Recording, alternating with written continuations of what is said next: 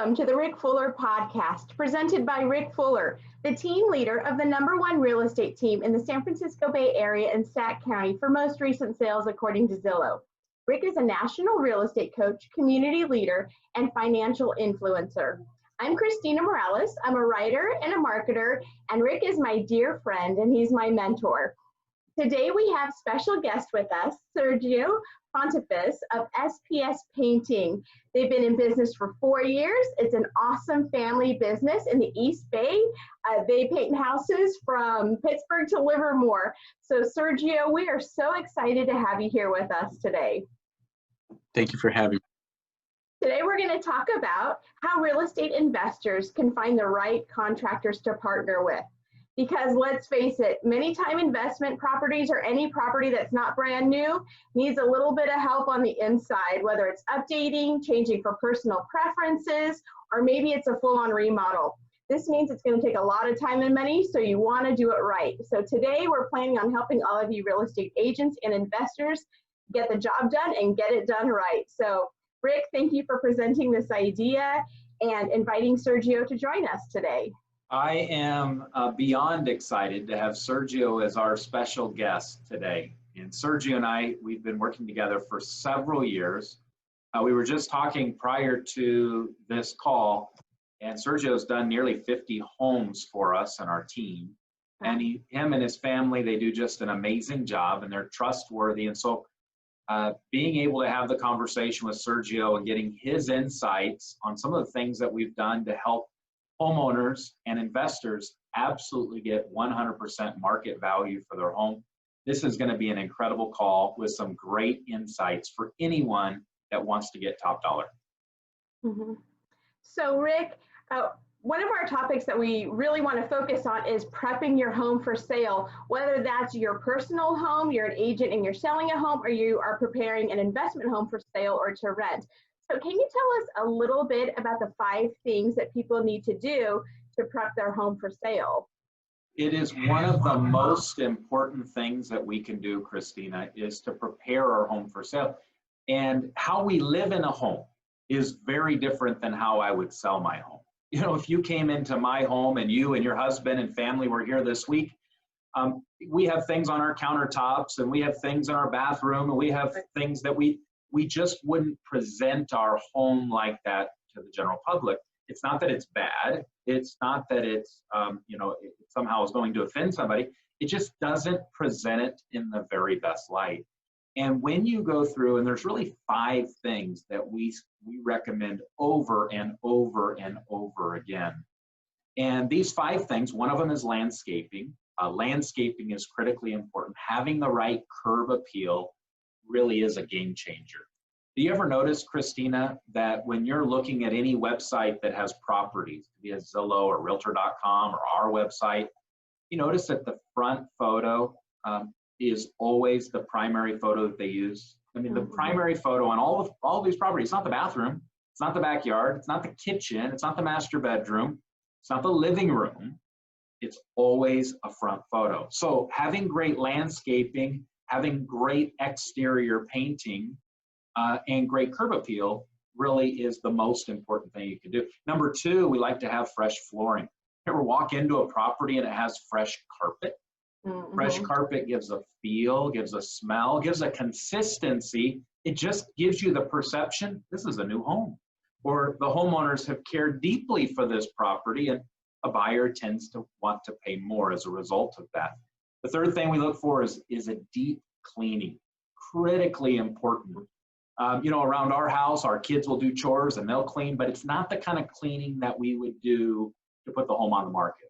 We would go through and do a thorough cleaning, windows and in its entirety, so that it presents clean. One thing that it tends to be repulsive to people is other people's dirt. So if you could just remove your dirt and have it nice and clean and presentable. Number 4, we look at minimizing. What we have found is that less is more.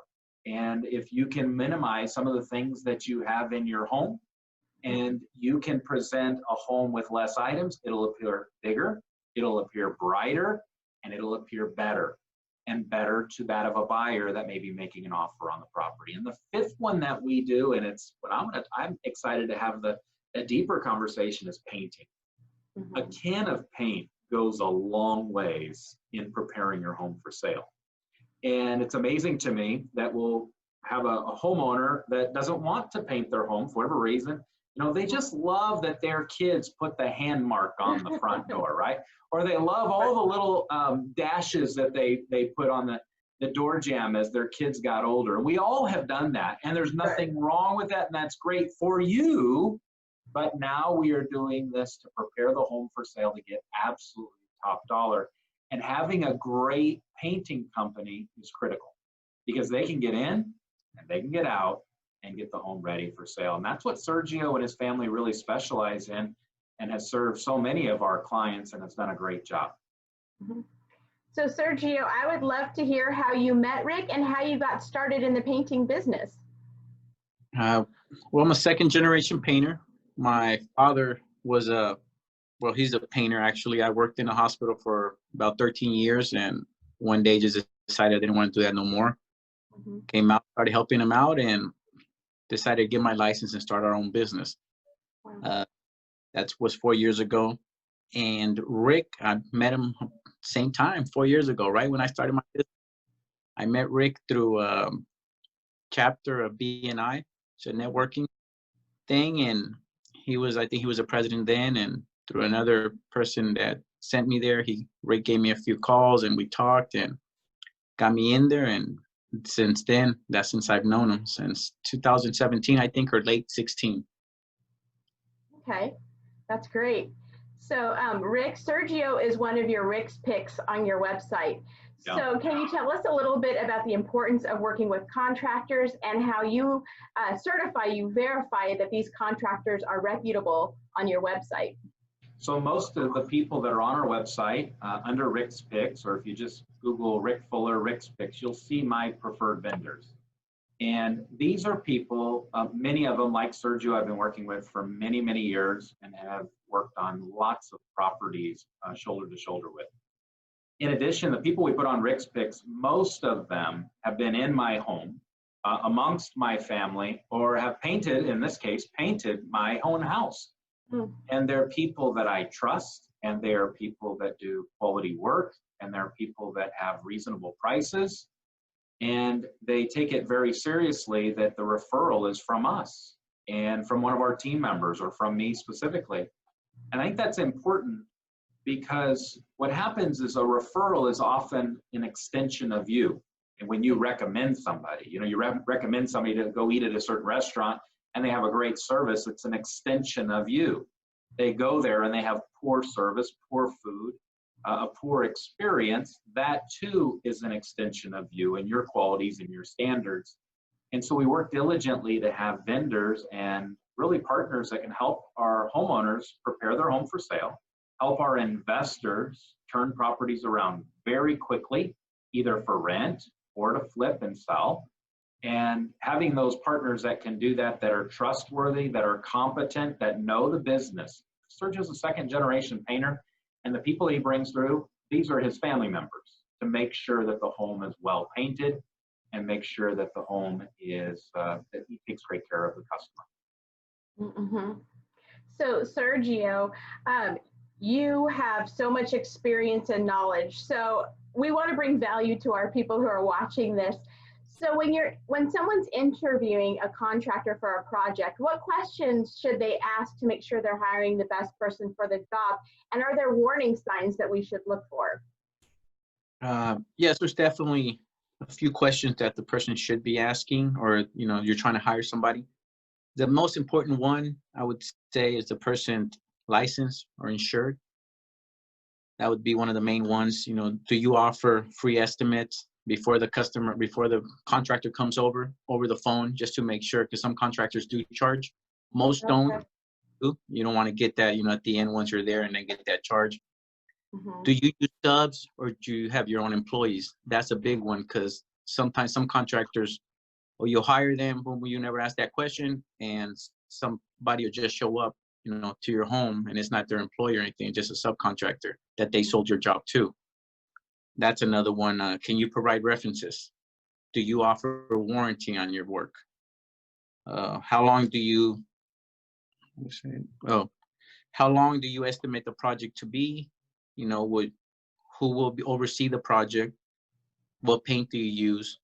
And, you know, will you stay consistent with the project once you started? Meaning, you know, will you come in every day till it's done? Or are you going to send a couple guys for 2 days, take off 2 days, send a guy for 1 day, and blah, blah, blah, which a lot of contractors tend to do. Everybody works differently. I'm not putting nobody down, but those are one of the main questions. That way, you know, because sometimes people want to plan, you know, for the project. If it's interior, obviously people don't know you. They want to be there.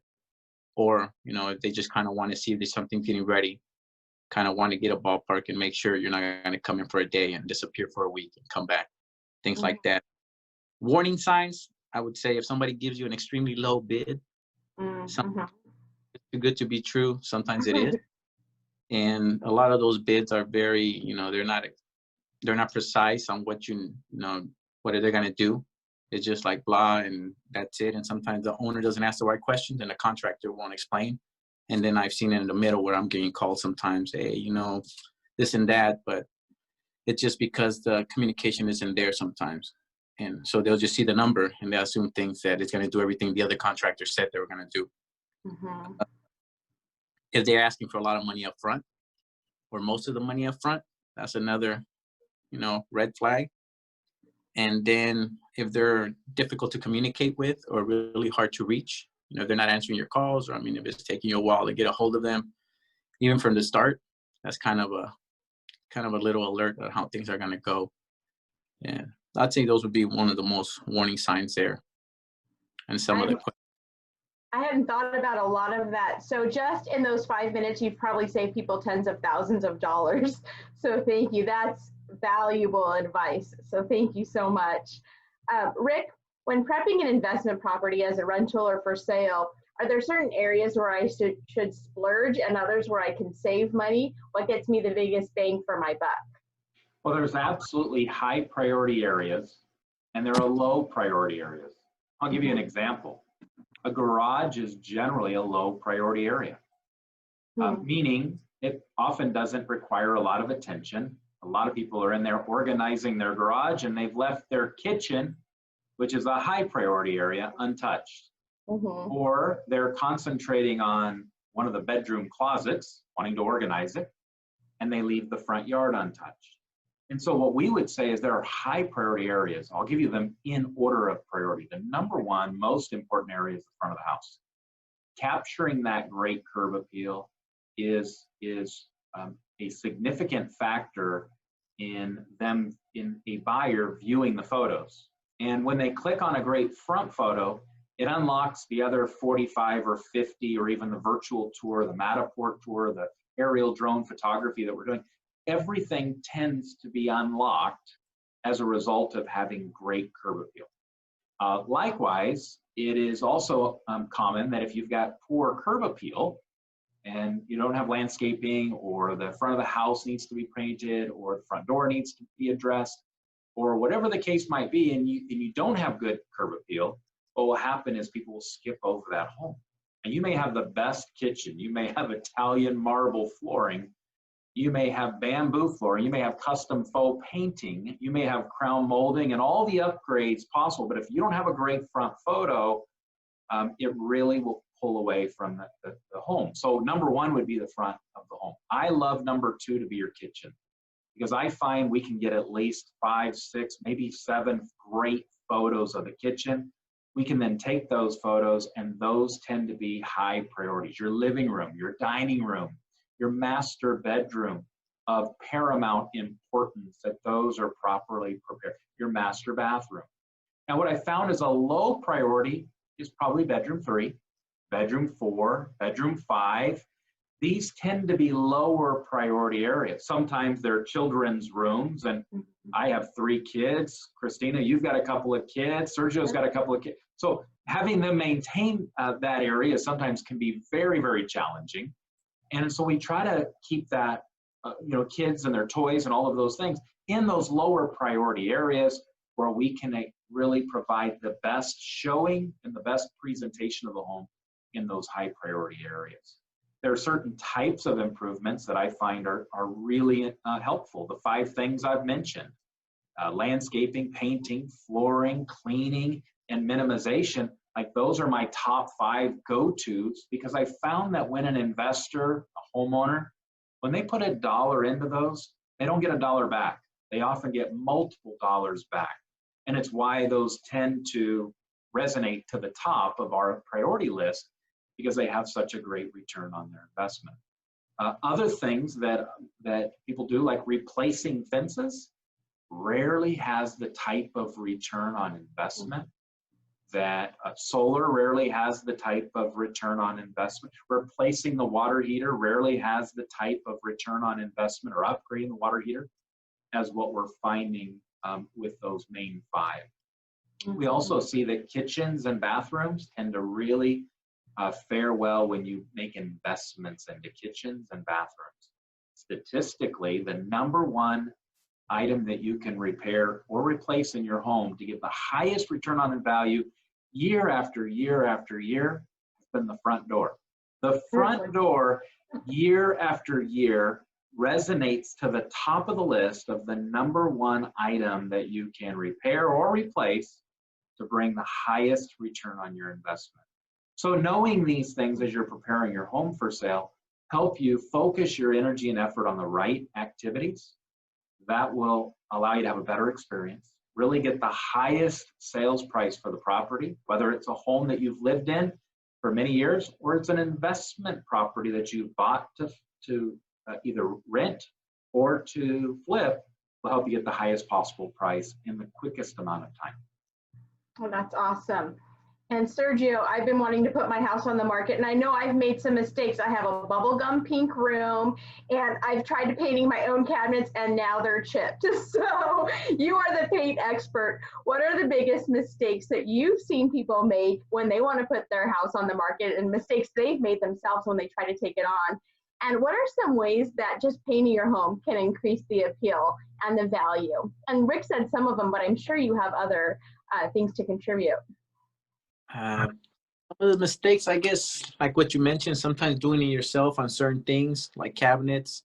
Yeah. Things like that, or painting yourself. I mean, painting's not as hard, but if you're not doing it right or doing it correctly, it's fine. Like Rick said, if you do your own home and everything, but when you're going to show it and somebody's going to come in and see it, they're going to see all those little flaws or mistakes. Things that I've seen is that just people trying to do things on their own, and it's cost them more money. They spilled gallons of paint on carpet, or, I've seen accidents physically that people have fallen from ladders, they've told me later, customers, or they just try to take on a project and they think it's easier, especially with all these DIY shows now.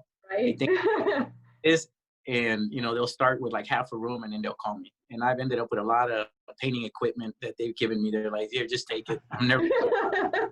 I don't want it, and it just adds up, because once you start buying things and you think you're going to do it, you got to buy a roller, you got to buy a roller handle, you got to buy an extension pole, you got to buy a ladder, you got to get some tarps, got to get some tape. Before you know it, that room you were going to paint, you're probably spending more than if you would have just hired a painter to come and do it for you. And then your time and money. But that's most of the things that I've seen, is just that on certain things, specifically like cabinets, things like that. When people try to do it themselves, sometimes it's a lot harder than it looks. Not everyone is a Chip and Joanna Gaines, right? So. I try so hard, but yeah, both my bathroom and my kitchen cabinets we painted, and we should have called Sergio. So, and Rick, I'm sure you've seen colors too, what colors should we choose and what colors should we stay away from? So that's a great question, Christina. Sergio and I have generally been using the same color on pretty much almost every home that we paint. And it's not because it's Sergio and I's favorite color. It's not because it's the most popular color. Really, it's because 9 out of 10 prospective home buyers like that color. And maybe only 1 out of 10 would prefer something else. In other words, we're able to capture the attention of a large buyer pool with the right color that we paint the property. And when we have colors that are extreme, a smaller buyer pool are interested. You mentioned the pink, what'd you call it? The pink cotton candy room? Pink, Oh, the bubble gum room, right? Like some people, they're perfectly fine with that. And there's a handful of people that would absolutely love that color. But what we're trying to do is to get 9 out of 10, maybe 90 out of 100. The majority of buyers that walk through the home say, that's a good color. I like that home. It makes it look bigger, it makes it look brighter, and it makes it look cleaner. Now, in my experience, and Sergio, I think you and I both seen this, most people paint the home when they're preparing to sell and they paint it too dark, either cabinets, accent walls, or they just paint the house in general a very dark color. And when you paint a dark color in your property, it makes it feel smaller. It makes it feel like there's not enough natural light.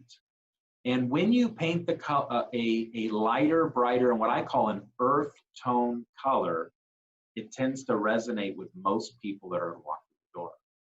Now, the color that Sergio and I have used probably on at least the last 50 homes is a Sherwin-Williams brand, and it's called Interactive Cream.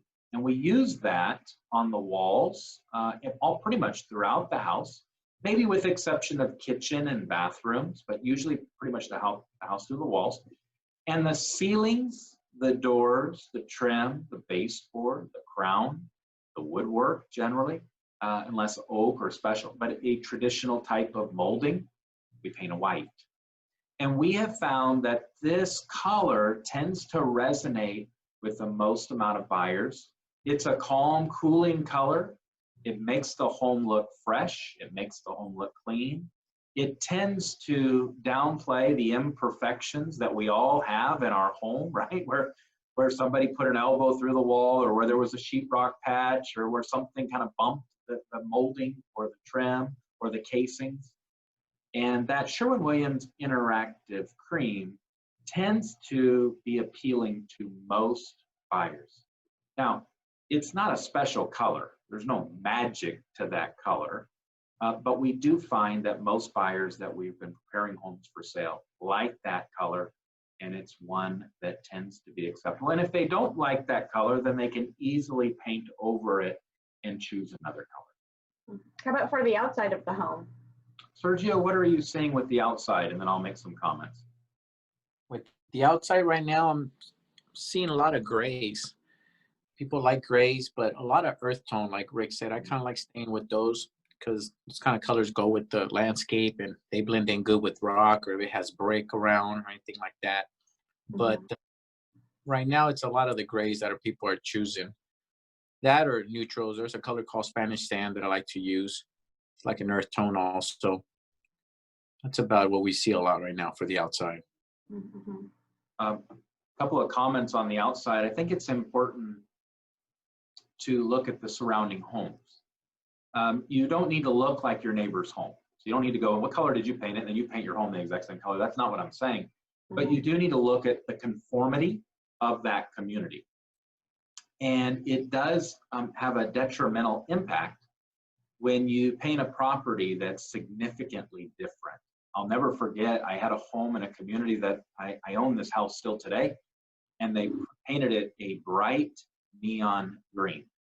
Like all the other homes are either gray, or a little bit light tan, there's kind of an active color, and this one is a bright neon green. Well, for that homeowner, they like that color, and that's perfectly fine for them. Now, if they put the home up for sale and their objective, their goal is to get the highest possible home value, they're not going to reach that objective. They're not going to accomplish that goal of getting the best price for their property because they didn't stick to the conformity of the neighborhood. And so looking at some of the other neighborhood properties, and I think that's true with both painting, but also landscape. Here's an example. In the San Francisco Bay Area in Sacramento County, where Christina, you and I have all of our offices throughout those communities, generally speaking, there's a lot of grass and bark and mulch, plants, and a couple of trees, right? And deviating from that landscaping, unless your neighborhood has that consistency, will subtract from your home value. And so you gotta be really careful about that. And sometimes sod, or in some cases a more drought tolerant type sod or landscaping, can be acceptable. In other cases, making it conform to the neighborhood is very, very helpful to obtain highest possible home value. And what we're looking for is, how do we attract and appeal to the largest buyer pool possible, the largest number of buyers? Because what we know is that if we can attract the largest number of buyers online, which is where most people are finding homes today, then they're likely to come and see the property. And that could be through an open house, that could be through a virtual tour, that could be through a showing with their agent, it could be a showing with one of our team members. They're going to walk through the property, they're going to see it, they're going to experience it. And the more people we have walk through the home, the more offers we receive. And the more offers has a significant impact in how high the actual offers go, and eventually what the sales prices of the property. So it all starts with the presentation.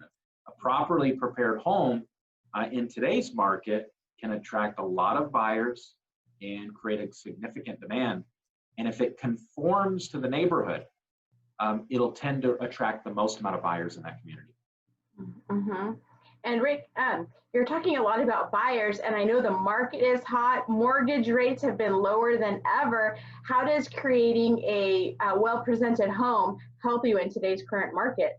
Well, I'm absolutely convinced that there's really only three things that a homeowner needs to do to get the highest price for their home in the shortest amount of time with the least amount of inconvenience. And all three of them are derived by doing three things. Number one, you got to price it right. And frankly, that is so important. That means that you're not relying on a Zillow Zestimate, which doesn't know where your home is, or doesn't know what side of the tracks that you're on, or the value of your street, or even the school district, or the taxes, or all the dynamics that are associated within your area. It doesn't take that into consideration. Simply sees that there's a similar home that's sold nearby, and they create a Zestimate using their algorithm. A real estate professional can look and say, that home is not like yours, so we're going to reduce the value of that comparable. And this particular home it's very similar to yours, and we're going to create greater importance out of that comparable. And we can take that into consideration, including upgrades. Zillow does never walk through your home, so they don't know the upgrades that you've done to the property. So number one is pricing it right, and it is the number one thing that you can do. It is very difficult to overcome an overpriced listing. Now, if you have a home that's underpriced and you give it enough time on the market, usually with multiple offers, it will get it back up to what the true market value is of the property. If you do that right, if you strategize it right, typically we can do that. Number two is the home has to be well marketed. If the home is not well marketed, in today's technology, it's what's conducive to a cell phone, what's conducive to an iPad, what shows best on their, it has to start there. It's less about the sign in the yard. It's less today about even the actual open house or the flyers in the home. And we do all of those things, but it is really about having the best presentation. That's why all of our homes have professional photography. That's why most of our homes have professional videography. Oftentimes we use Matterport tours, aerial drone photography. We use all of these tools to provide the very best presentation of the home. And it's what we're talking about today with Sergio. So marketing is really paramount. And the third thing is it's got to be presented properly. If you make it presentable and you make it accessible, people will find it and people will want to see it, and you can actually create great competition for your home, which all helps escalate the home value. Perfect. And so with the market so hot, we have a lot of real estate investors who are listening to this podcast from across the nation. So Sergio, since we have so many people who are wanting to partner with contractors, what does your ideal client look like? How do they have a healthy relationship with you? I'm sure you have some great stories to tell of people who've been awesome like Rick, and people you're like, I'm never doing business with you again. So what does your ideal client look like? How can they best work with you? Well, I guess ideal probably be somebody that's similar to you. I mean, in ways responsible, that it treats their client well and that responds fast to whatever their needs. I mean, if you're trying to get a hold of them, they call you back, they let you know what's going on, things like that. And like I said, with the Rick Fuller team, they're all wonderful. I've worked with them for a lot of years, and they're honestly not because I'm on the podcast, but they're like my ideal client. They, you know, repeat work and repeat business. They refer me with confidence to their clients, or, you know, I deal with them one-on-one and they'll go through the client. That would say that's about my ideal client. There are other, I would say, people that I kind of tend to run away from. It's a, it's a, it's a different, I guess it just depends. There's customers when they're interviewing me at the same time as a contractor, you're kind of also interviewing them, not in a bad way, but you're kind of seeing and you learn. I mean, I've learned throughout the years, and not being rude or anything like that, but you kind of see, you know, if they let go already of 3 painters and you're wondering, you're the 4th painter they're bringing back to try to fix the problem. Sometimes the painters aren't the problem. Sometimes it's a customer. So you kind of learn how to ask and see. So, you know, what was this? What was, you know, what was going on? Not being rude, being polite, but you kind of easily find out really what, you know, what clients are not ideal or not. But I would say, like, ideal would be good real estate agents for me, or like schools.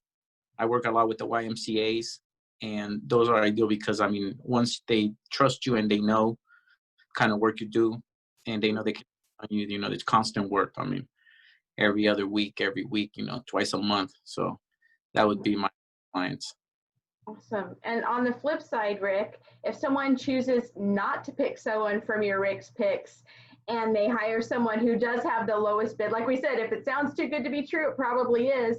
What do they do if they get themselves in that type of situation? Well, I think it starts first with vetting the contractor. Certainly nobody's obligated to use anyone on our list. They could use anyone they choose.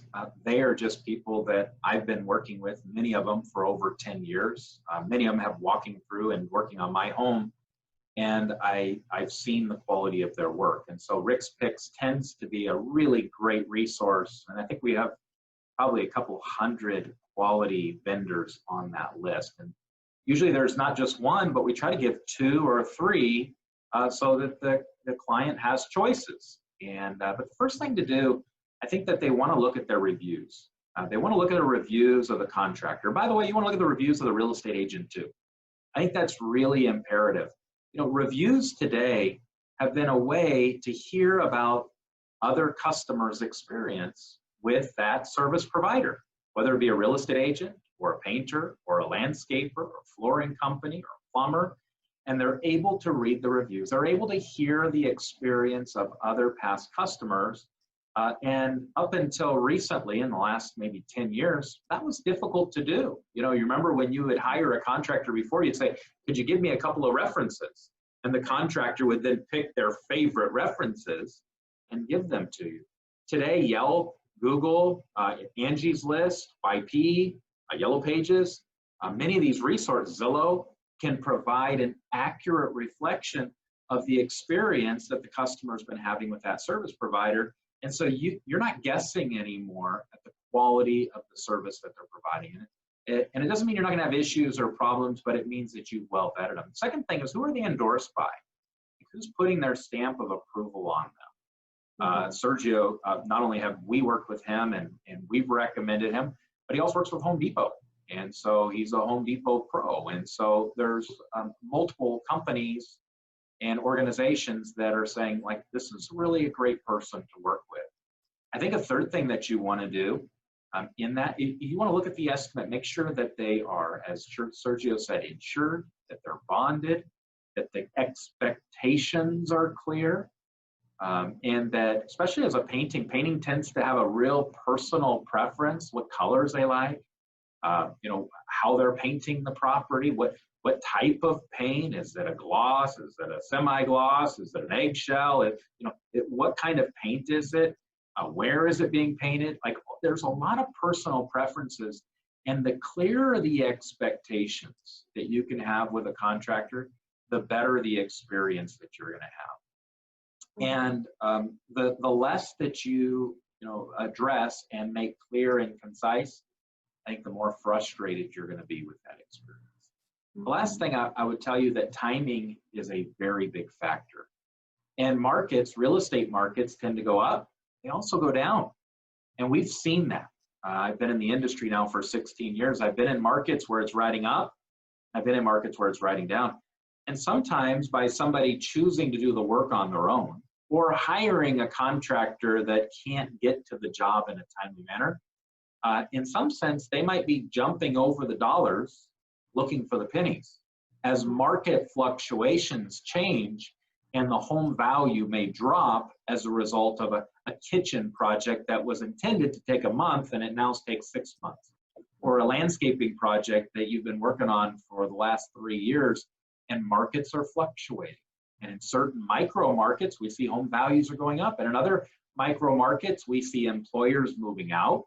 COVID has really changed the dynamic and made real estate even more micro-based, even less macro. In other words, some communities are being significantly impacted by employers that can't go back to work. And so their employees are losing jobs and they're selling their homes, or perhaps that it's minimized how many people can actually buy a home. And so by having that understanding of the local market, and when you're ready to sell your property, getting it on the market in a timely manner is really critical to getting the very best price. If you delay, and if you wait and you enter into a new market, and some of the assumptions that you had going into this process about what you might be selling the home for, or the number of repairs you're going to do, they're going to change. Let me give you one more example. In a really strong seller's market, we love these 5 that I've mentioned to you. A seller's market, meaning that there's less than 6 months worth of inventory on the market. Like, we love the landscaping, the painting, and the flooring, and the minimization and cleaning. But when we're in a buyer's market, we are absolutely doing new countertops, often new cabinets. We're often doing crown molding. In other words, we need to offer in a buyer's market where there's more inventory and less buyers, we need to offer a little bit more at a little lesser price. And so sometimes we have to put in additional upgrades. So depending on the market that your particular property is in, and they're micro markets, meaning that you can't just say what's happening with the US housing market. You can't even say what's happening in California. You really need to be looking at your neighborhood and your subdivision and your community, and in some cases your condo complex or that particular street that you're on, and getting into the micro dynamics of what's happening with your home value so that you know, are you simply making minor improvements, aesthetic, visual improvements, or are you putting significant money into the property to prepare the home for sale? And the difference of this helps you be able to get the highest possible price without having to put a significant amount of money invested into real estate in order to sell it. That's good. And Rick, you just mentioned COVID-19. Sergio, I would love to know how it's impacting your business. It's either 2 ways: either you're busier than ever or people are holding on to their pennies. So which is it? And how does that affect when someone wants to hire you? Are you booked out, or can you come into our homes right away and paint them? Actually, it hasn't really affected much. I've been really busy with all this thing. It doesn't really, I mean, booked out. I usually stay about 3 to 4 weeks out. Okay. Stay constant and always try to get a little bit of a space, especially for like Rick and them when they need me. I'll come in, try to knock things out. Like I said, I understand sometimes, got to get in there soon, knock it out so they can put it on the market for them and their clients. But it really hasn't affected us much. We've been busy doing our social distancing, things like that. So we're working hard, and yeah, about 3 to 4 weeks out. That's how booked out we usually stay. That's great to know for our calendar. So thank you. Rick, any words, any final tips or words of advice? You've been working with contractors forever. So yeah, we really have. I'll tell you what makes Sergio and SPS Painting a little bit unique. Some contractors are all by themselves, and so you talk about timing. How quick can you get into a property and actually get it done and get it done right? And some who are working all by themselves, well, they can get backlogged very quickly. A couple of jobs, and pretty soon they're weeks or even months out before you can actually get into the job. And that often can present a challenge, especially when you have a home that maybe needs some termite repairs or some exterior wood deterioration repairs during the course of a real estate transaction. there's limited time to do that. And then you have others, as Sergio mentioned, and they're large companies, but then they subcontract, and we lose the quality of the work. And so you have this solo contractor, and then you have subcontractors that are typically subbed out, and they don't typically work for the contractor that you hire. They're just subs. They're and what ends up happening is in that environment, you might get it done right away, but the quality tends to be lacking. Right. So what Sergio provides really is a hybrid of the two, because he's going to be managing the project. These are going to be people that he's been working with for many, many years. They've been painting for decades. He's a generational painter, so he understands how to paint and how to move these projects along in a timely manner. And yet you retain that quality that you would often get with an individual contractor. And both are really imperative to get it done timely, but to get it done right. If you get it done quickly and it's not done correctly, then you go back and then you end up chasing that problem. If we get it done correctly, but it takes 6 months, you may be selling in a totally different market than what you had anticipated. So getting the right contractors are really critical. And our Rick's Picks list is available to the public. It's my preferred list of contractors that I have been recommending for years. I just decided at one point, rather than every time I would help a homeowner sell their home or someone buying their home and they need to paint their property as they're moving in, they would ask me for a list, and I just started cataloging the people that I use on our website. I did that, I think, about 7, maybe 8 years ago, and now the list has grown to several hundred. And what's nice about that particular list, we call it Rick's Picks. It can be found under resources on rickfuller.com. Or you just Google Rick Fuller, Rick's Picks, and you'll see it show up. And what's nice about that list is that we add contractors, but I remove them just as much. And typically what happens, they get busy. They get overloaded, or their quality is beginning to compromise. They lose a couple of employees, a couple of their contractors. And so we manage that list, and there's accountability that comes with being on that list. If you're on that list, we expect you to provide our clients the kind of experience they're excited to tell a friend about. And if they don't, we just can't keep them on the list, and we'll remove them immediately. And so we hear that feedback from our customers. We're in a unique place where they don't hire me to paint their home. They may hire an SPS or another painter, but I hear the results of it. And the more positive feedback we get, the more we recommend them. And when we get negative feedback and we find that that feedback is justified, they're off the list. Mm-hmm. Well, that's about all the time we have. This has been so valuable. Like I said before, thank you, Sergio. You've saved people tens of thousands of dollars by knowing how to get it done the right way. If you want to connect with Sergio and his team, you can go to spspaintinginc.com or rickfuller.com and go under Rick's Picks, and be sure to mention that you heard him here on Rick Fuller. As always, Rick, your expertise and experience were so practical and valuable. So thank you, Rick and Sergio, for sharing your advice with us. Please join us next week as we discuss making a sale in hard circumstances, including divorce, death, and this financial dilemma that we're having right now due to COVID.